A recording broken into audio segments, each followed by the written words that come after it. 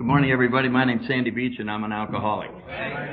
And so I want to share two huge lessons that came out of the deaths of my daughters. One is, well, there's three. When events happen, the most powerful part of acceptance happens if you accept it as it's happening. In other words, if you wait, it opens the door to resentment and anger and all kinds of things. And then you have to work forever to get rid of them. I had no concept of this until this year. As whatever it is, your boss goes in, says you're fired. And you go, okay, from now on I'm fired. There's no resistance to it. It's a fact. And eventually we have to accept it, but if we accept it immediately. And the second one was to forgive immediately. Just forgive. So whatever happens, I had somebody murder my daughter. And I had seen an example of someone who forgave on the very day that that happened to them. And it stuck with me for 25 years. And I knew if that happened to me, that I was going to do the same thing. And so I just decided, as I was being told, to forgive whoever did it. And it's never bothered me since.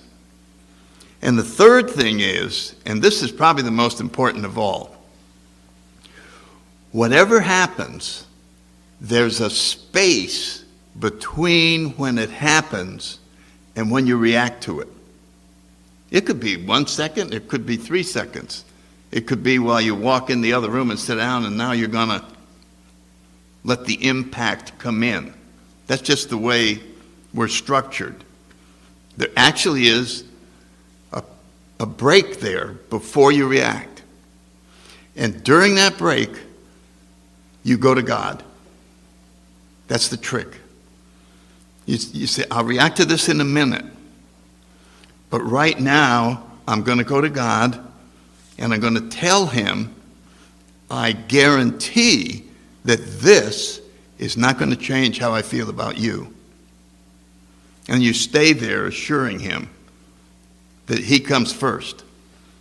That your love for him is ahead of everything, ahead of your life, ahead of everything. And spend a minute or two doing that. You still haven't reacted to whatever the situation is. Now you go back. Oh, jeez. God comes with you, and he just puts it all in perspective. You walk back with a guarantee that whatever it is, everything's going to be fine. There's no worry that needs to be made with any. And if one person in here does that, then we've had a successful morning. I thank everybody for your attention, and we're going to stand and say the Lord's Prayer, and that'll wrap it up. Thank you all very much.